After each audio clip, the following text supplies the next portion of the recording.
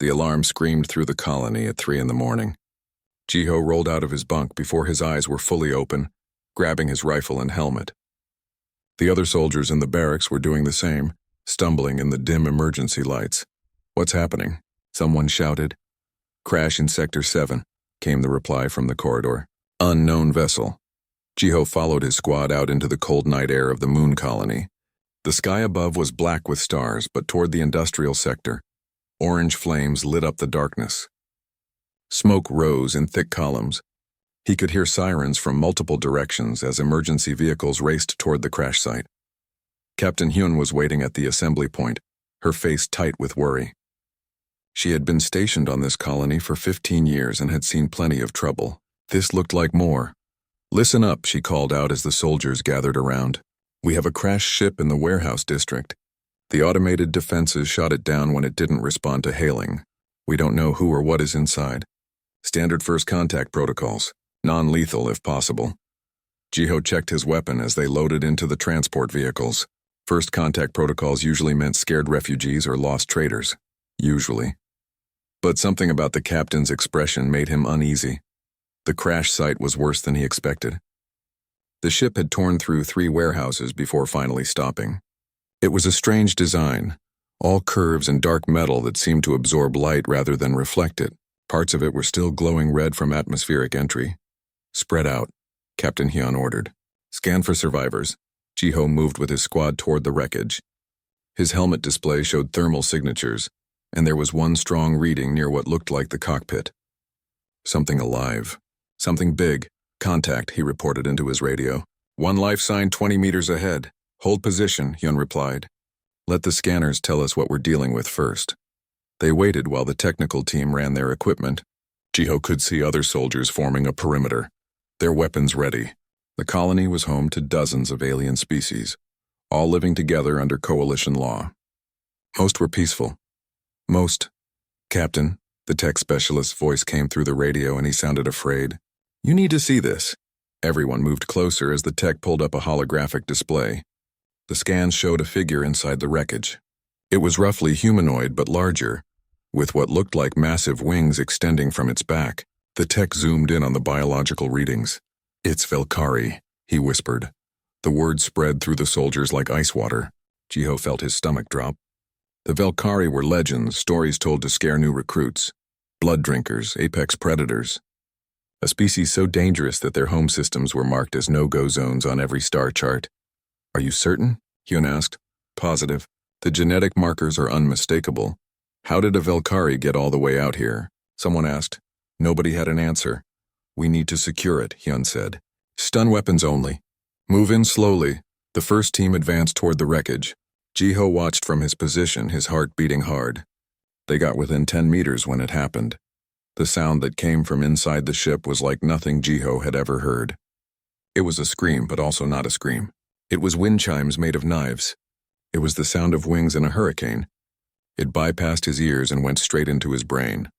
The soldiers in the first team dropped their weapons and fell to their knees, clutching their heads. 2 of them started screaming. Another just curled into a ball on the ground. Within seconds, they were all down. "Fall back," Hyun shouted. "Everyone back!" The remaining soldiers grabbed their fallen comrades and dragged them away from the wreckage. Medical teams rushed forward. Jiho helped carry one of the affected soldiers, a woman named Mirai, who was shaking uncontrollably and crying. "I saw it," she kept saying. "I saw my death. I saw it eating me." They set up a new perimeter 50 meters back. The medics sedated the worst cases. Others just sat on the ground staring at nothing. Whatever that sound was, it had broken something inside them.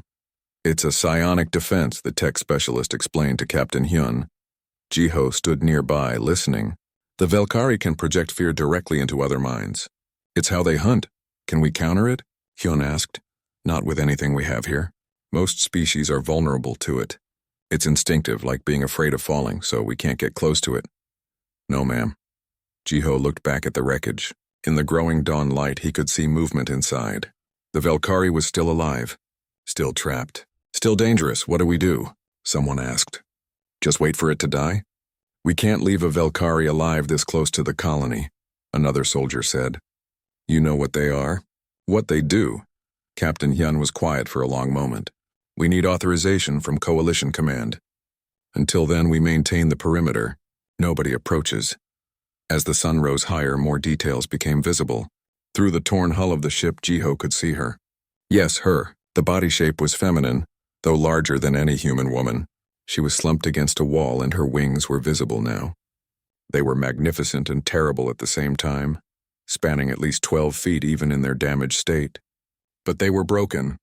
Torn membranes hung in strips. One wing bent at an angle that made Jiho wince. She raised her head and for a moment their eyes met across the distance. Her eyes were golden like a cat's with vertical pupils. There was pain in those eyes, and rage and something else. Desperation, maybe. Then she opened her mouth and that terrible sound came again. Jiho felt it brush against his mind, like cold fingers reaching for his fear, but it slid away. It couldn't quite grab hold, that was strange. Everyone else had been brought down instantly. Why not him? Throughout the day, various alien species from the colony tried to approach. The Thalan, with their 3 eyes and diplomatic skills, the Meraki who claimed psychic resistance, the huge Bronthan, who feared nothing. All of them fell within 20 meters, driven back by that mind-breaking scream. By evening, a decision came down from Coalition Command. Eliminate the threat. Captain Hyun read the order and closed her eyes. Set up the heavy weapons, she said quietly. Make it quick. Jiho looked at the wreckage again. The Velkari woman hadn't moved much. She was clearly wounded. Dying, probably. Her wings were destroyed. Even if she wanted to hurt anyone, she couldn't even fly away. Captain, Jiho heard himself say, request permission to try approaching. Every head turned to look at him. Are you insane?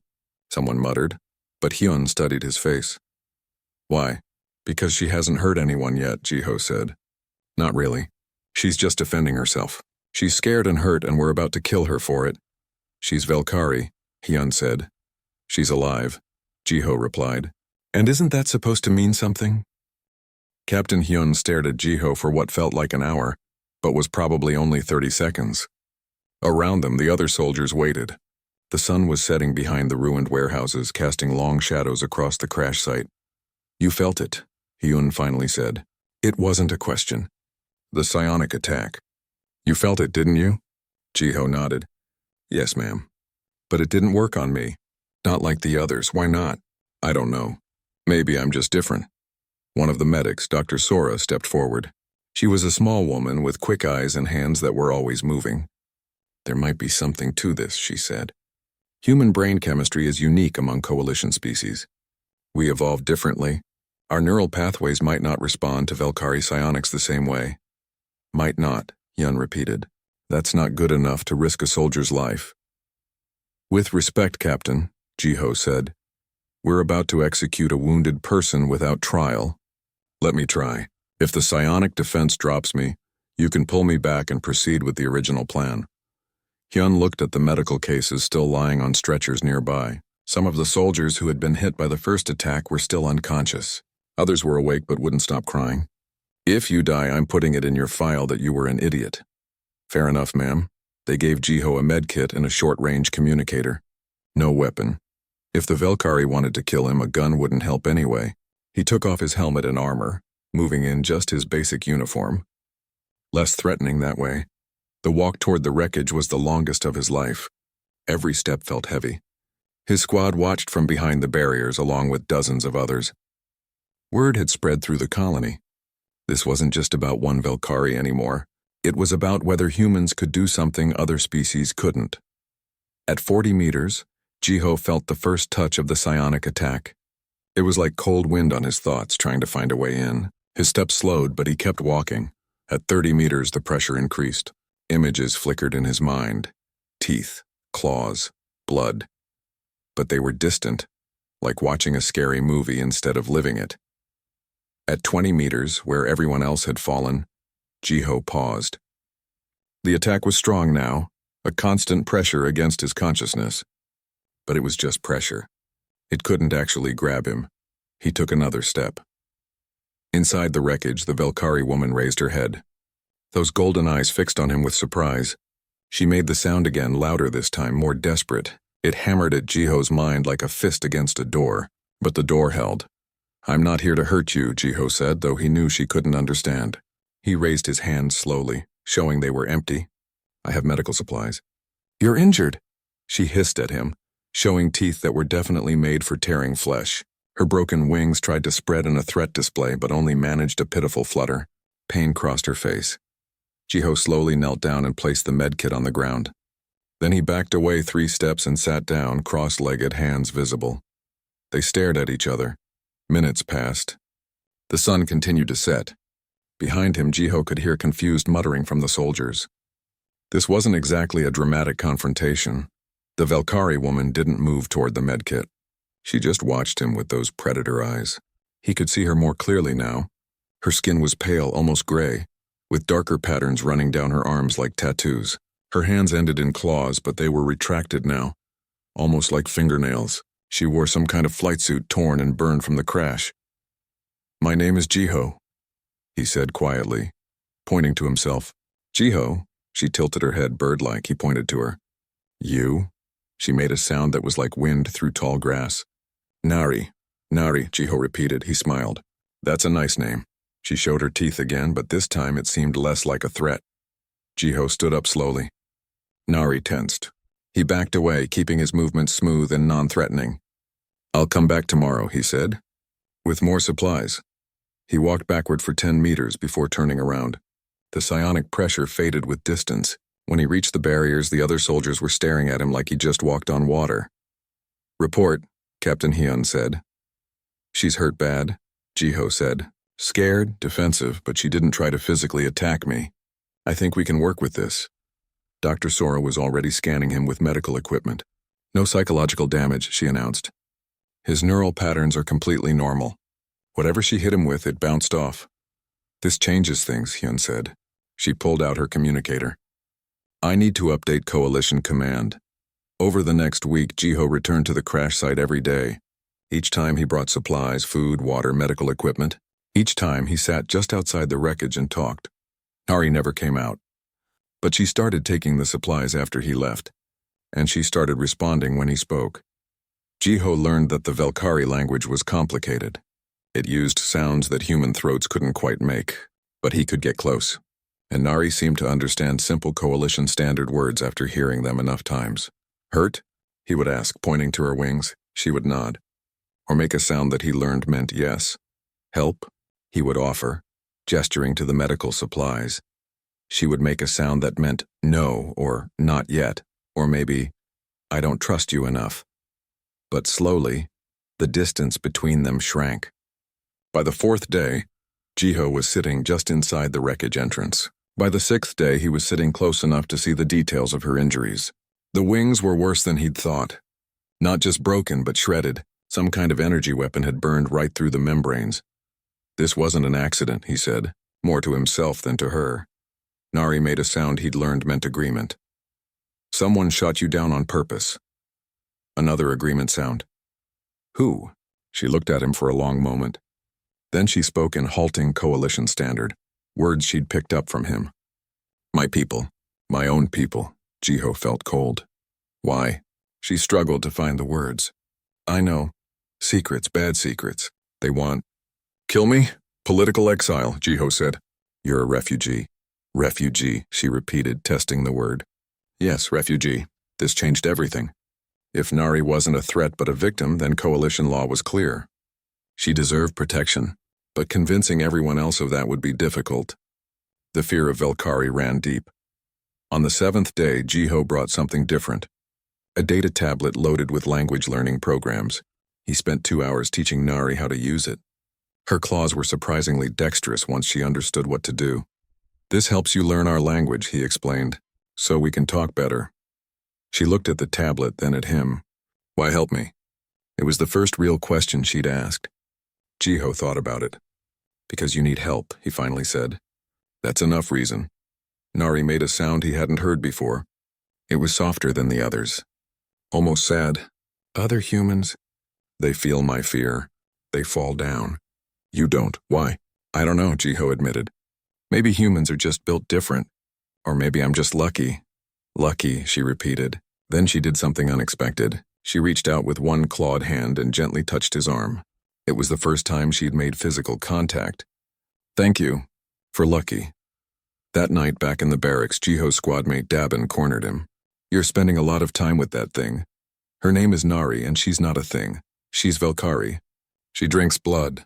She's killed people, probably lots of people. She's a refugee running from assassins," Jiho shot back. "And I don't see anyone else trying to help her." Dabin was quiet for a moment. "Just be careful, yeah? Everyone thinks you're either incredibly brave or incredibly stupid." "Maybe both," Jiho said with a tired smile. 2 weeks after the crash, Dr. Sora called an emergency meeting. Captain Hyun, Jiho, and several senior officers gathered in the medical bay. The doctor looked worried. "We have a problem," Sora said without preamble. "The Velkari Nari, she's dying." Jiho felt his stomach drop. "What? Why?" "Malnutrition. She's been eating the food we send, but it's not enough. Velkari biology requires specific proteins that they get from blood. Without it, her body is shutting down." "Blood," Hyun repeated flatly. "Yes, fresh blood, preferably from living donors. Their digestive system is adapted for it." One of the officers, a man named Taeyang, shook his head. "We can't authorize that." "Do you know what you're asking? Who would volunteer to be fed on by a Velkari?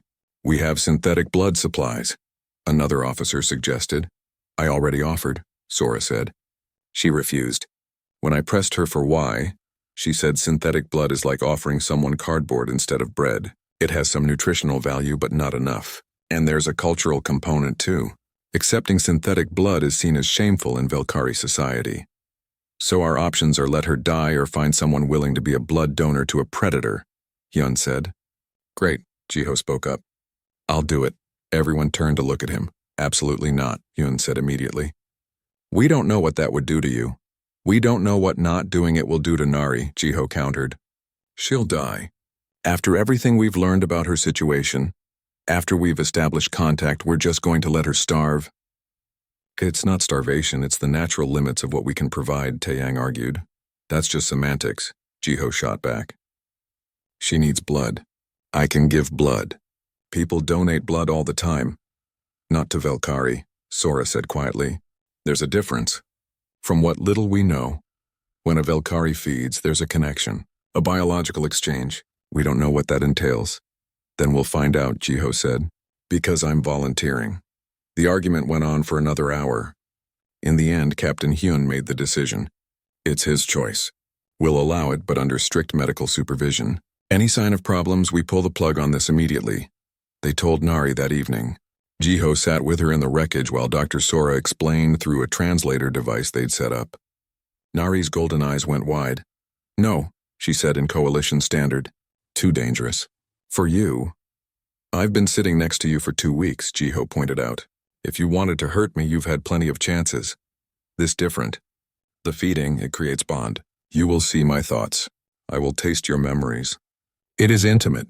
Velkari do not do this with outsiders. But you'll die without it." She looked away. "Better than being weak. Accepting charity from prey species." "I'm not prey," Jiho said firmly.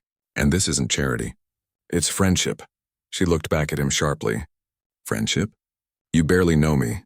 Then let's fix that." Nari was quiet for a long time. Her wings, still broken and healing poorly, twitched. "You don't understand what you offer." "Probably not," Jiho admitted. "But I'm offering anyway." Finally, she nodded. "Very well. But I warn you, the bond once made does not break. You will carry part of me always, and I will carry part of you. I can live with that." The feeding took place the next morning. Dr. Sora set up monitoring equipment while Jiho sat next to Nari. His heart was beating hard, and he tried not to show his nervousness. "Your arm," Nari said softly. He extended his left arm. She held it gently in her clawed hands. For a moment, she just looked at him. "You are certain?" "Yes," she leaned forward. Her mouth opened, revealing those predator teeth. Then she bit down on his forearm. It hurt less than Jiho expected. Sharp pain, then a strange pulling sensation. But almost immediately, something else happened. Images flooded his mind. He saw through Nari's eyes as she flew through a purple sky filled with floating islands. The wind sang through her wings. Joy, pure, simple joy. The image shifted. Now she was in a meeting chamber, beautiful and terrible Velkari all around. They were arguing. Someone was angry, accusations, betrayal. She had discovered something she shouldn't have. Evidence of crimes. War crimes, more images, running, hiding. Her ship damaged, barely holding together. The fear of pursuit. The desperation of having nowhere to go. The crash, pain exploding through her wings. The bone-deep knowledge that she would never fly properly again. Grief so profound it felt like drowning. Then his arrival. The strange human who her power couldn't touch. Confusion, suspicion. Slowly, carefully, the beginning of hope. Jiho gasped as Nari pulled away. Blood ran down his arm, but Sora was already there with bandages and medical glue. "Vitals are stable," she announced. "Both of you." Nari was staring at him with wide eyes. "You saw," she whispered. "I saw," he confirmed. "I'm sorry. I'm so sorry about what happened to you. And I saw your memories too." She touched her head, looking amazed. "Your world, Earth, so much water. And your family." "Your sister?" Jiho nodded. He had felt her in his memories too, watching as he said goodbye to his sister before joining the military. Seeing his childhood home, understanding his reasons for being here so far from Earth. "This is the bond," Nari explained. "We know each other now, truly know each other. You cannot lie to me anymore, and I cannot lie to you." "Good," Jiho said. "No more lies." Over the next few days, Nari's health improved dramatically. The blood feeding had worked. But more than that, something had changed between them. The bond was real. Jiho could feel her emotions at a distance, like a constant soft pressure at the back of his mind. Sadness, pain, but also something new. Gratitude, warmth. And she could feel him too. Once, when he was upset about something back at the barracks, she sent him a feeling through the bond. Comfort, understanding. It helped more than he expected. The other soldiers noticed the change. Jiho's squad mate Dabin pulled him aside one evening. "You're different now. Connected to her somehow. We can all see it. The feeding creates a bond," Jiho explained. "I can feel her emotions. She can feel mine. That's not natural. Maybe not for humans, but it's how Velkari work. And honestly, it's not bad. She's not a monster, Dabin. She's just a person who got hurt and betrayed by her own people. A person with claws and wings who drinks blood. A person who's scared and alone and trying to survive." Jiho corrected. "Just like the rest of us," Dabin sighed. "You really believe in her, don't you?" "I've seen her memories. I know what she is. And yeah, I believe in her." Through the bond, Jiho felt Nari's surprise and then a wave of emotion he could only describe as touched. She had heard him somehow or felt his conviction. Later that night, he sat with her in the wreckage. She had started using the language learning tablet more aggressively, determined to communicate better. "Thank you," she said in careful coalition standard, "for defending me, for believing me. You saw my memories," Jiho said. "You know I don't lie. Yes, I see you truly." She flexed her damaged wings carefully. "I wish I could give you something in return, but I have nothing. I am broken, grounded, useless." "You're not useless," Jiho said firmly. "You're healing. And besides, being broken doesn't mean being worthless. For Velkari, wings are everything. Without flight, I am nothing."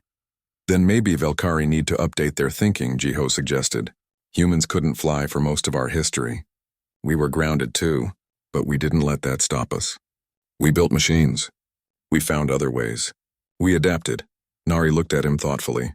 "Adapted," she repeated. "This is very human idea, yes?" "Very human," he agreed. "We're good at it. Probably because we're not naturally good at much else. We're not the strongest or fastest or smartest, but we're survivors." "Survivors," she said softly. "I want to be survivor too." "Then you will be," Jiho promised. "We'll figure it out together." 3 weeks after the crash, a coalition diplomatic ship arrived at the colony. Captain Hune called Jiho to her office immediately. "We have a situation," she said, her face grim. "A delegation from the Velkari Ascendancy has arrived. They're demanding we hand over Nari." Jiho felt cold. Through the bond, he could sense Nari's sudden spike of fear from across the colony. What reason did they give? "They claim she's a war criminal. Desertion, theft of military property, and murder of superior officers." Hyun pulled up a document on her screen. "The charges look official. They have documentation, seals, everything." "It's fake," Jiho said immediately. "I've seen her memories. She discovered them committing war crimes. They tried to kill her to cover it up. This is just them finishing the job. That's her side of the story. We don't have proof. The proof is in her ship, Jiho insisted. In the data core. She told me she saved evidence before she ran. Hyun leaned back in her chair. Then we need to find that data core fast. The Velkari delegation is demanding a meeting tomorrow. After that, they expect us to turn her over within 48 hours. Jiho, Dabin, and Taeyang spent all night searching through the wreckage. The ship's systems were alien and complicated. Most of the equipment was damaged beyond repair. But finally, near dawn, Taeyang found it. A small crystalline device embedded in what used to be the ship's command console. This has to be it, he said. But I can't access the data. It's encrypted with Velkari security protocols. They brought it to Nari. She was sitting in the partial shelter they'd built around the wreckage entrance, staring at nothing. Her wings hung limply behind her. Through the bond, Jiho felt her despair like a physical weight. Nari, he said gently, we found the data core, but we need your help to unlock it. She looked up slowly. They are here. I feel them on the colony. Other Velkari. Their minds like sharp knives. Then let's give them a reason to leave. Show everyone the truth. She took the data core with trembling hands. This will prove what I say, but they will deny it. They are powerful. I am nothing. A broken soldier without even wings to fly. Her depression had been growing worse each day. Dr. Sora said it was partly physical, the trauma of losing her wings compounded by being grounded. But it was deeper than that. In Velkari culture, wings weren't just for flight. They were identity, status, worth. You're not nothing, Jiho said. He'd said it a dozen times over the past weeks. But she never seemed to hear it. Look at me, she said bitterly. I cannot fly. I cannot hunt. I can barely walk without pain. What am I now? Just broken thing taking charity from humans. You're someone who survived, Jiho said. Someone who refused to die when people more powerful wanted you dead. That takes strength. Strength? She laughed, but it was a hollow sound. I have no strength. I have nothing. Jiho felt helpless. The bond let him feel her pain, but he couldn't fix it. Couldn't give her back what she'd lost. The meeting with the Velkari delegation took place in the colony's main conference center. Jiho stood guard outside while Captain Hyun and other coalition officials met with the visitors. Through the bond, he felt Nari hiding in the rebuilt shelter, too afraid to leave. The presence of other Velkari terrified her. They would see what she had become. Broken, grounded, shameful. After 2 hours, Hyun emerged looking tired. They're not backing down. They want her handed over by tomorrow night. If we refuse, they're threatening to escalate this to the full Ascendancy Council. Did you show them the evidence? We can't access it without Nari, and she's too traumatized to appear before them right now. Jiho made a decision. I'll get her to unlock it. Whatever it takes. He found Nari curled up in the corner of her shelter, wings wrapped around herself like a broken shield. Through the bond, her emotions were a storm. Fear, shame, grief. I can't face them, she whispered when he sat down beside her. They will see what I have become. Better to die than be seen like this. Why? Jiho asked. Why is being grounded so terrible? Because it means I am nothing. The words burst out of her. Velkari are sky people. We are hunters of the high winds. Without wings, without flight, I am not even truly Velkari anymore. I am just broken creature waiting to die. That's not true. It is. You don't understand. In my culture, damaged wings are mark of ultimate shame. It means you were weak. It means you failed. Other Velkari will see me and know I am worthless. Jiho was quiet for a moment. Then he started talking. My sister, Mina, she lost the use of her legs when she was 12. Accident on Earth, bad fall. Doctors said she'd never walk again. Nari looked up at him through the bond. He could feel her curiosity cutting through the despair. She was devastated. Thought her life was over. But you know what? She adapted. Got a wheelchair, then later mechanical leg braces. Learned to do everything she used to do, just differently. Now she's a doctor. Saves lives. Has 2 kids. She didn't let being broken stop her from living. But she is human. You are adaptable. We Velkari are not. Maybe you could be, Jiho suggested. Maybe being grounded doesn't have to mean being worthless. Maybe it just means finding a new way. There is no new way. I cannot fly, not now. But what if you could? She stared at him. What do you mean? Humans build machines to do what our bodies can't. We built ships to fly in space. We built tools to make us stronger. Why couldn't we build you new wings? Nari's eyes went wide. Mechanical wings? That is not done. It would be artificial, shameful. Why is using tools shameful? I use a gun because I'm not naturally dangerous. I use a ship because I can't fly through space on my own. Tools don't make us weak. They make us capable. But my people would never accept such thing. Then your people are wrong, Jiho said bluntly. And anyway, you're not with your people anymore. You're here. With us, with me. And I'm telling you that being damaged doesn't mean being finished. It just means you have to figure out what comes next. Through the bond, he felt something shift in her. Not hope exactly, not yet, but maybe the tiniest beginning of possibility. Even if such thing were possible, she said slowly. Even if I had mechanical wings, it would not change what happened.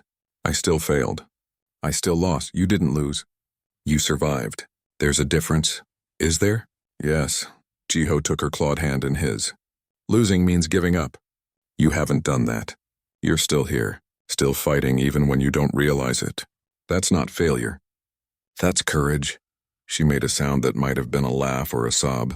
You have strange definition of courage, Jiho. Maybe. But it's gotten me this far. They sat together in silence for a while. Finally, Nari straightened up. The data core. I will unlock it. They should face what they have done. You don't have to face them directly. We can present the evidence without you being there. No. She stood, her damaged wings spreading slightly in what might have been determination. I will not hide anymore. If I am to be broken thing, then I will be broken thing that tells truth. Let them see what they did to me. Let them face their shame, not just mine. Jiho smiled. There's the warrior I know.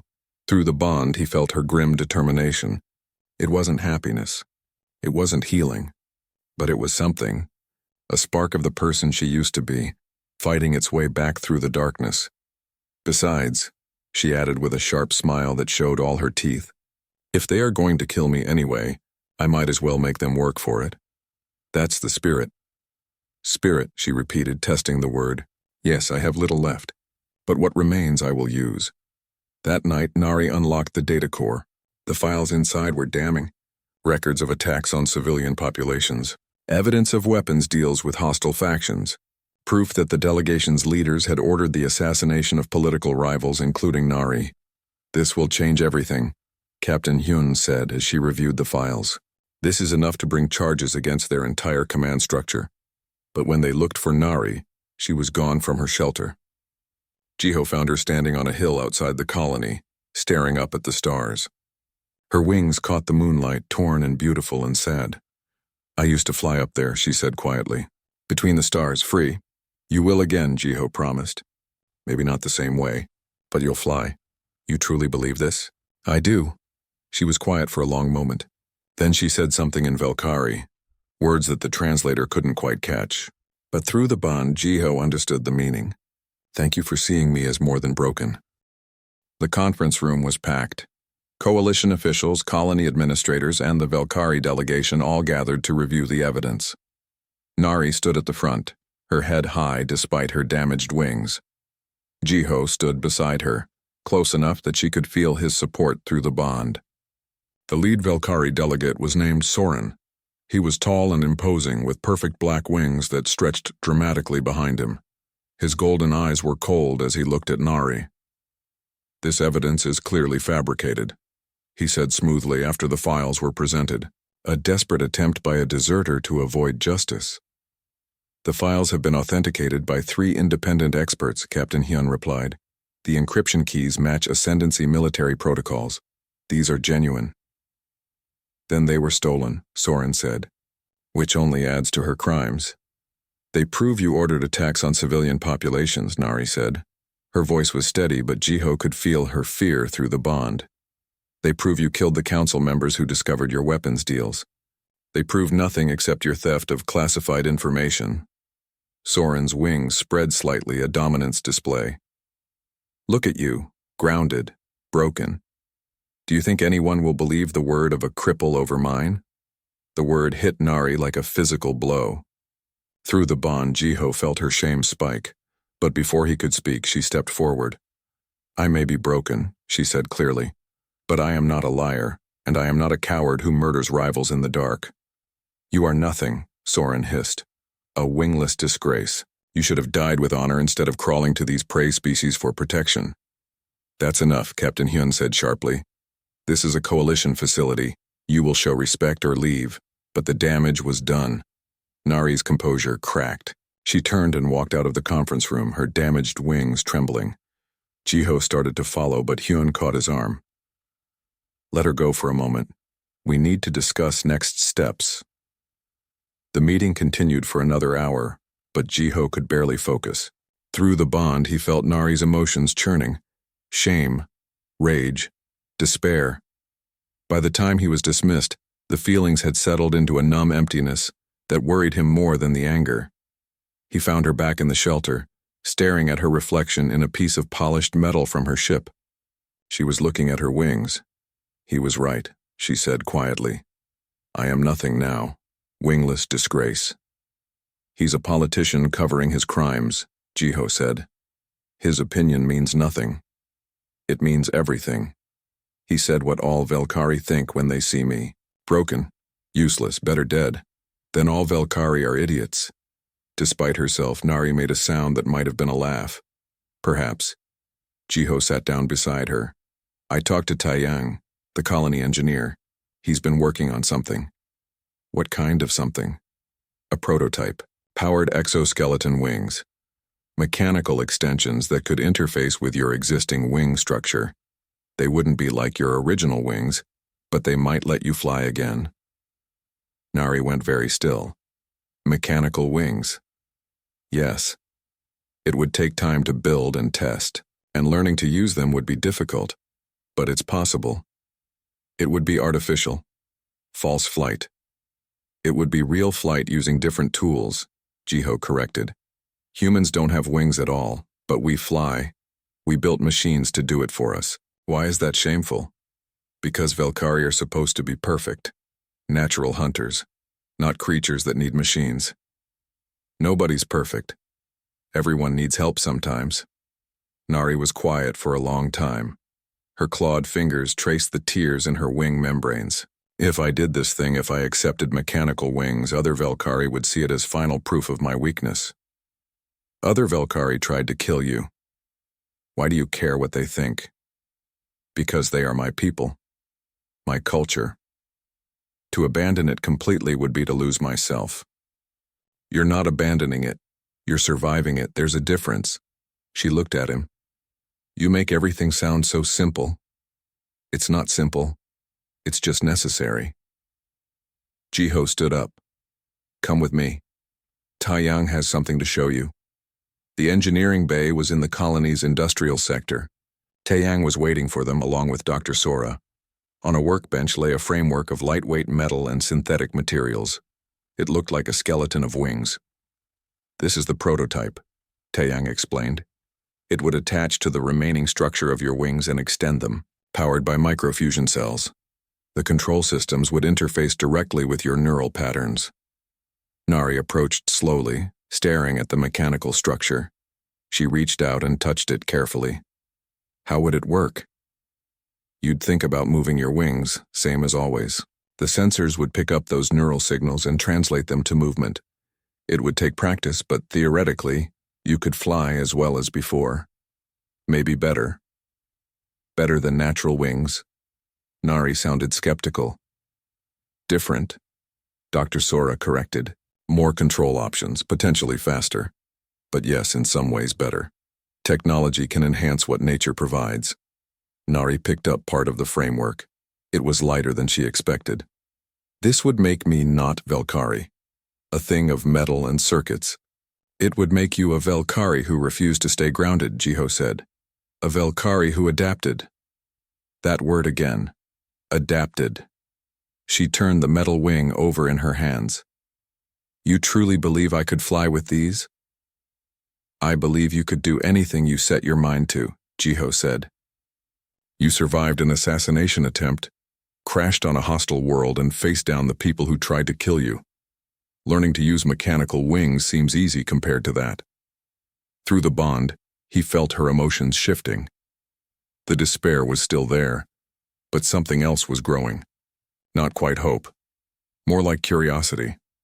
Possibility. How long would it take to build them? The real ones, not just this frame. 3 weeks, maybe 4, Taeyang said. But we'd need detailed scans of your wing structure to make sure the interface works properly, and you'd need to be involved in the testing. Testing? Nari looked at the prototype again. I would need to learn to fly again, like hatchling. More like a pilot learning a new aircraft, Dr. Sora suggested. You have the instincts, you just need to learn the controls. Nari was quiet for several minutes. Everyone waited. Finally, she spread her damaged wings as far as they would go. The torn membranes fluttered. She looked at them, then at the mechanical framework. I have been ground-bound for months now, she said slowly. Every day I wake up and forget just for a moment that I cannot fly. Then I remember and it is like dying again. Over and over. Then stop dying, Jiho said. Start flying. She looked at him, her golden eyes bright. You say it like it is easy choice. It's not easy, it's just the only choice that leads forward instead of backward. Forward, she repeated. Then she nodded. Very well. I will try your mechanical wings. But I do not promise to accept them. I want to test first. See if they feel right. That's all we're asking, Taeyang said, clearly relieved. One step at a time. Over the next 3 weeks, Nari became a constant presence in the engineering bay. She worked with Taeyang on every detail of the wing design, where the attachment points should be, how the control surfaces would move, what the weight distribution needed to feel natural. Dr. Sora handled the medical side, mapping Nari's neural pathways and designing an interface that would read her intentions accurately. It was delicate work. One mistake could leave her paralyzed or worse, give her wings she couldn't control. Jiho watched the process, helping where he could. Mostly, he just provided support. Through the bond, he felt Nari's emotions fluctuate wildly. Excitement when a design test went well. Frustration when something didn't work. Fear that it would all fail and she'd be grounded forever. What if it doesn't work? She asked him one night. They were sitting in her shelter, after a long day of testing. What if I try and still cannot fly? Then we try something else, Jiho said. We keep adapting until we find something that works. You have too much faith in adaptation. It's kept humanity alive this long. She smiled slightly. Perhaps you are right. Perhaps I need to learn to be more human. You don't need to be human. You just need to be yourself. But maybe a version of yourself that's willing to try new things. New things, she said. Like mechanical wings, like trusting humans, like believing broken things can be made whole again, just in different way. Exactly.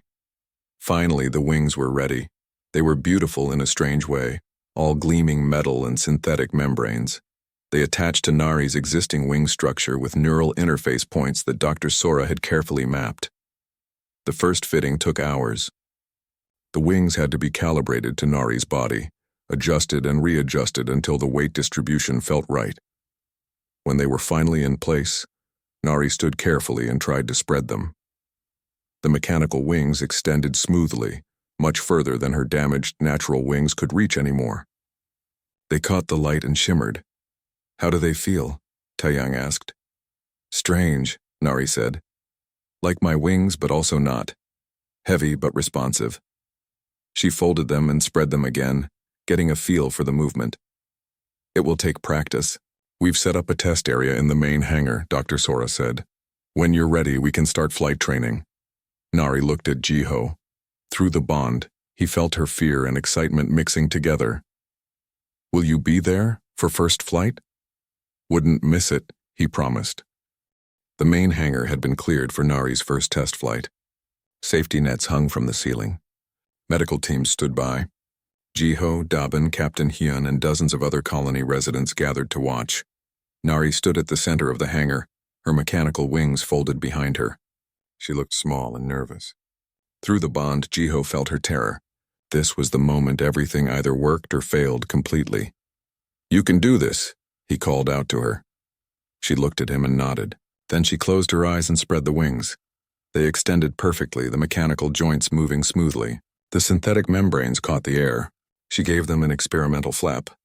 The motion was powerful, more powerful than she expected. She lifted slightly off the ground and immediately panicked, landing hard. It's okay, Taeyang called out.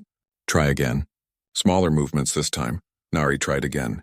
This time she kept her movements controlled. 1 flap, 2. She rose slowly into the air, wobbling but airborne. 3 meters. 5 meters. Then she lost her balance and had to glide down to the safety net. Good start, Dr. Sora said. Your neural interface is working perfectly. You just need to adjust to the power difference. They practiced for hours. Nari fell more times than Jiho could count. But each time she got back up and tried again. Slowly, gradually, she started to understand the mechanical wings, how they responded differently than natural wings, how much power they could provide, how to control them. By the end of the day, she could fly in a straight line across the hangar. It wasn't graceful. It wasn't beautiful. But it was flight. Nari landed near Jiho, her legs shaky. Through the bond, he felt her exhaustion, but he also felt something else. Pride. Actual pride for the first time since the crash. I did it, she said, sounding amazed. I actually flew. You did, Jiho agreed, grinning. How does it feel? Strange. Wrong. But also right. She looked at her mechanical wings, spreading them slightly. They are not my wings, but they are wings, and I can fly with them. That is enough. Over the next week, Nari practiced constantly. She pushed herself hard, determined to master the mechanical wings. Within days, she could perform basic maneuvers. Within 2 weeks, she was flying almost as well as she had before. But the Velkari delegation was still on the colony, waiting. The Coalition Council had reviewed the evidence from Nari's data core and found it credible. But they needed more. They needed testimony. They needed Nari to formally accuse her people in an official hearing.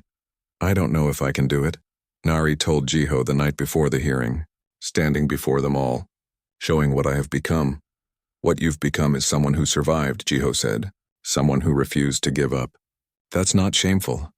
With mechanical wings, artificial, it will confirm everything Soren said about me being disgrace. Or it will show you're stronger than he is, strong enough to adapt, strong enough to keep going when he tried to end you. She looked at him for a long moment. You have too much faith in me. I have exactly the right amount of faith in you. The hearing took place the next morning. The Coalition Council chamber was huge, with seats for hundreds of representatives from different species. Nari walked in wearing the mechanical wings, and every Velkari present stared at her with shock and disgust. Soren stood among his delegation, his expression cold. Look at what she has done to herself. Attached machinery to her body like some kind of cyborg. She has abandoned everything that makes her Velkari. I abandoned nothing, Nari said, her voice carrying across the chamber. I was forced to adapt when you tried to murder me. Murder is such an ugly word, Soren said smoothly. You were going to be arrested for treason. Your ship fled. The defense forces had no choice but to engage. The defense forces ambushed me. Nari countered. Your orders were to destroy my ship and leave no survivors.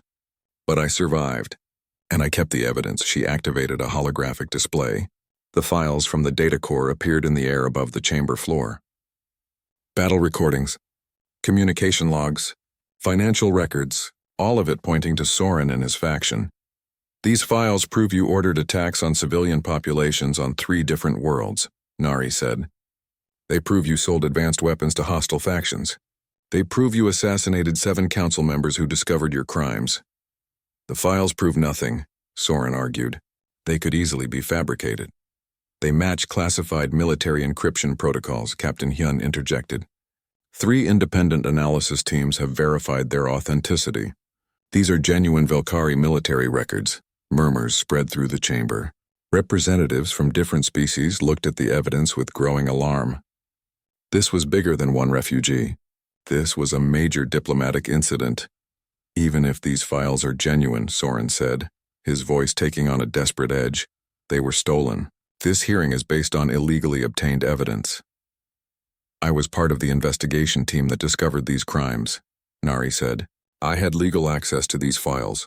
When I reported what I found to my superiors, they tried to kill me.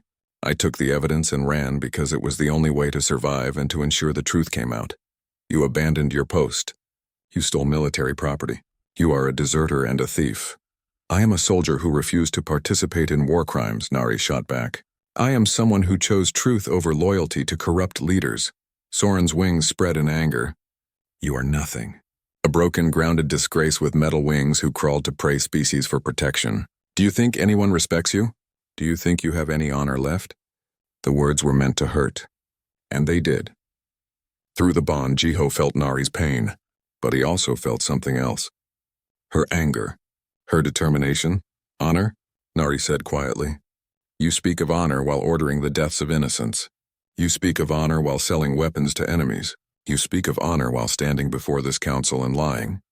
She spread her mechanical wings fully. They gleamed under the chamber lights. These wings are not natural, she continued. They are metal and circuits in human engineering. But they let me fly. They let me stand here before you instead of lying dead in space where you wanted me. If that makes me disgrace in Velkari eyes, then I am disgrace. But I am alive. And I am telling the truth. Soren opened his mouth to respond, but one of the coalition judges interrupted. Delegate Soren, the evidence presented is compelling.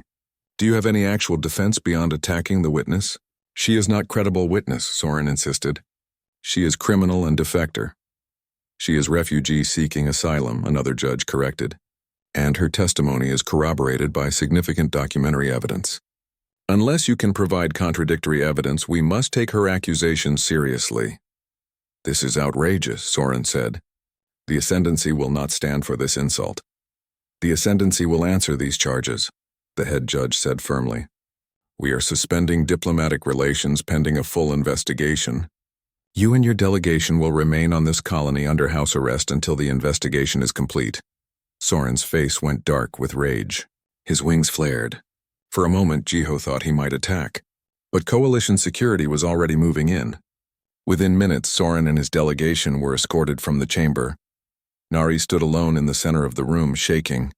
Through the bond, Jiho felt her emotions overwhelming her. Relief, fear, exhaustion. He moved to stand beside her. You did it, he said quietly. I spoke truth, she said. But truth is not same as justice. They might still escape consequences. Maybe, but you gave justice a chance. That's more than most people do. The hearing ended shortly after. As they left the chamber, Nari's mechanical wings drooped with exhaustion. Other Velkari in the corridor stared at her with mixed expressions. Some looked disgusted, but others looked curious, even impressed. One young Velkari female approached hesitantly. Your wings, she said in Velkari. They are mechanical? Yes, Nari replied, but you can fly? Yes. The young female looked at her own wings, which had some kind of injury. Not as severe as Nari's had been, but visible. I was told injured wings meant end of flight. But you found another way. I found human way, Nari corrected. Adaptation, technology. It is not traditional. But it works, the young female nodded slowly. Perhaps tradition is not always right. Then she hurried away before anyone could overhear more. Back in her shelter, Nari removed the mechanical wings carefully. The neural interface ports were sore. She'd been wearing them for hours, but she looked at them with something like affection. I hated these at first, she admitted to Jiho. They felt like admission of failure, like proof I was broken. And now? Now they feel like proof I am stubborn. Too stubborn to stay grounded, Jiho smiled. That's the best kind of stubborn. Through the bond, he felt her emotions settling. The fear was still there. The trial wasn't over. Soren might still find a way to escape justice. But something had shifted in Nari. She wasn't just surviving anymore. She was fighting back. Thank you, she said quietly. For everything. For believing me. For helping me fly again. For being my friend when everyone else saw only monster. You were never a monster, Jiho said. You were just someone who needed help. And humans are good at helping. It's kind of our thing. Your thing, she repeated, then smiled. Yes, I am learning that humanity has many things. Compassion, stubbornness, creativity, and strange ability to make broken things work again. We've had a lot of practice at being broken, Jiho admitted. So we got good at fixing things. 3 months passed. The investigation into Soren and his faction moved slowly through coalition bureaucracy, but it was moving. More evidence emerged. Other witnesses came forward. The case was solid. Nardi had been granted official refugee status. She lived in a small apartment near the colony's edge now, but she spent most of her time in two places: the engineering bay, where she worked with Taiyang on improving wing designs, and the security office where Captain Hyun had hired her as a consultant. "We need someone who understands Velkari psychology," Hyun had explained. "Someone who can teach our security forces how to interact with your people if more refugees arrive." Which I think they will. She was right. Within the first month after the hearing, 3 more Velkari arrived at the colony. All of them were injured. All of them were fleeing the Ascendancy's political violence. Word had spread somehow. There was a place where broken Velkari could go. A place where a wingless warrior had found a way to fly again. Nari met with each of them, taught them what she had learned, showed them her mechanical wings. Some were skeptical. Others were desperate enough to try anything. Slowly, a small community began to form. Jiho had been promoted to sergeant. His official role was liaison to Velkari refugees, which meant he spent most of his time working with Nari. Not that he minded. The bond between them had deepened over the months. It was strange and comfortable at the same time, always knowing what the other was feeling, always having that connection. One evening, they sat together on the hill outside the colony where they'd talked months before. The stars were bright overhead. Nari's mechanical wings were folded behind her, gleaming in the moonlight. "I have been thinking," Nari said quietly, "about the bond. About what it means." "What it means?" Jiho asked. "In Velkari culture, blood bonds are permanent. They are more binding than marriage, more intimate than family. When 2 Velkari form a bond, they are connected for life." She paused. "We formed bond, but you are not Velkari. I do not know if you understand what that means." Jiho was quiet for a moment. He'd suspected this conversation was coming. Through the bond, he'd felt Nari's growing confusion about their relationship. It wasn't romantic exactly, but it wasn't just friendship either. It was something deeper, something that didn't have a human word. "I understand it's permanent," he said. "I can feel you always. Your emotions, your presence. It's like part of you lives in my head now, and part of me lives in yours," Nari agreed. "This is blood bond. In Velkari society, bonded pairs are expected to stay together, to support each other, to share their lives." "Are you asking me to marry you?" Jiho asked, half joking. She made a sound that might have been a laugh. "No, marriage is different. This is deeper, more fundamental. We are bound, whether we want to be or not. The question is what we do about it." "What do you want to do about it?" Nari looked up at the stars. "I want to stop feeling guilty about it. In Velkari culture, bonds are supposed to be chosen carefully. Between equals, between same species. I bonded with human out of desperation. Because I was dying and you were willing to feed me. That is not proper way." "Who cares about proper?" Jiho asked. "It worked. We're both still here. We help each other. That seems like a pretty good bond to me."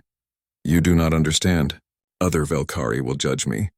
Will say I have dishonored myself further by bonding with prey species." "Then other Velkari can mind their own business," Jiho said firmly. "You're not defined by what they think. You're defined by what you do, and what you've done is survive, adapt, and help others do the same. That's honorable in any culture." Through the bond, he felt her emotions shifting. Relief, gratitude, and something warmer that he couldn't quite name. "You have very human way of seeing things," she said. "Well, I am human. Yes, you are." She smiled, showing her teeth. "And I am Velkari. We are very different, but somehow the bond works." "Maybe that's the point," Jiho suggested. "Maybe bonds aren't about being the same. They're about choosing to be connected despite being different." She looked at him thoughtfully. "That is very philosophical for soldier." "I've had a lot of time to think lately." They sat in comfortable silence for a while. Then Nari stood up and spread her mechanical wings. "Want to fly?" "I can't fly," Jiho pointed out, "but I can. And you are bonded to me, so maybe we fly together." Before he could ask what she meant, she grabbed him by the arms. Her claws were gentle but firm. Then she flapped her wings and launched into the air, carrying him with her. Jiho's stomach dropped as they rose quickly into the night sky. The colony fell away beneath them. Wind rushed past his face. He should have been terrified. But through the bond, he could feel Nari's confidence.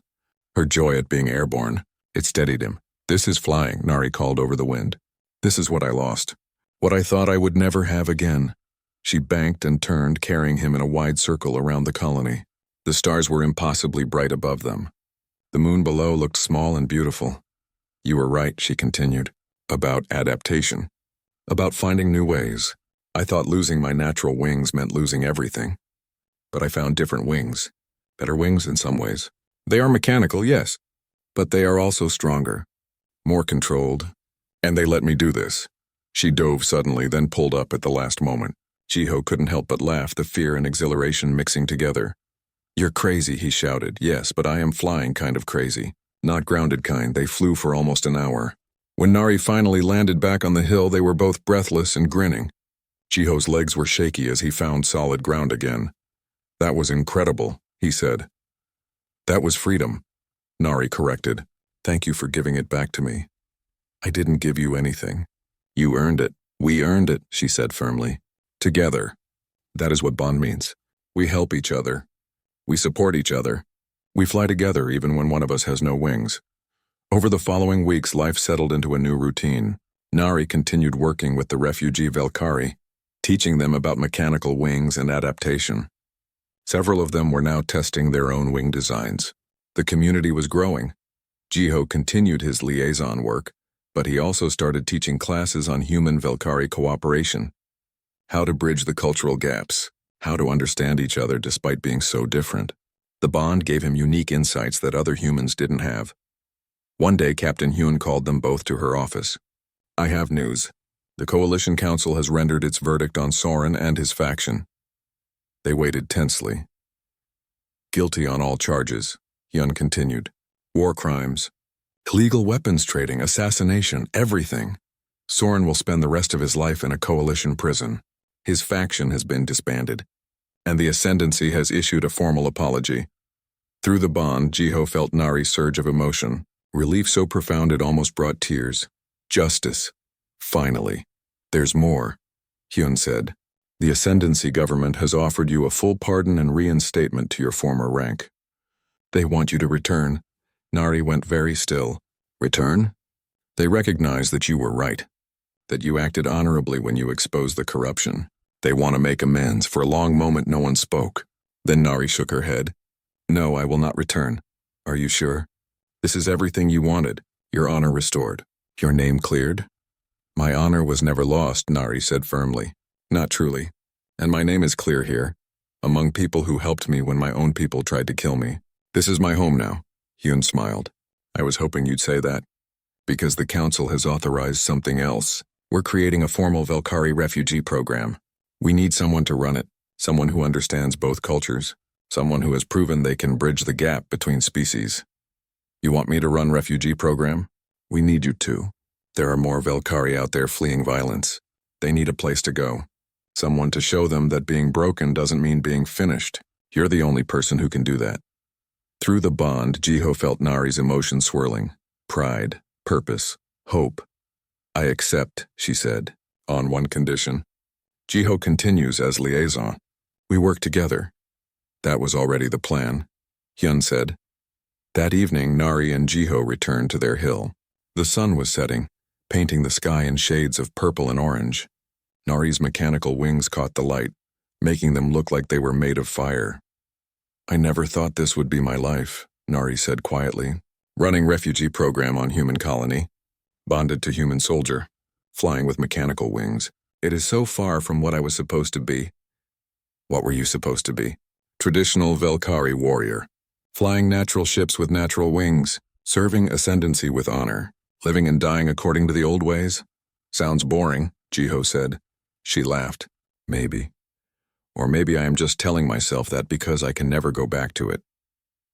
"Do you want to go back?" "No," she said it firmly. "Not anymore. That life was smaller than this one. More limited. Here I can be something new. Something adapted. Something human and Velkari at once.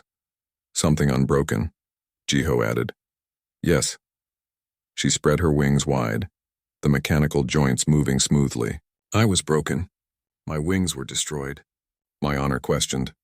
My people tried to kill me, but I did not break. I adapted. I changed. I became something different. Something better, Jiho suggested. Different, she insisted.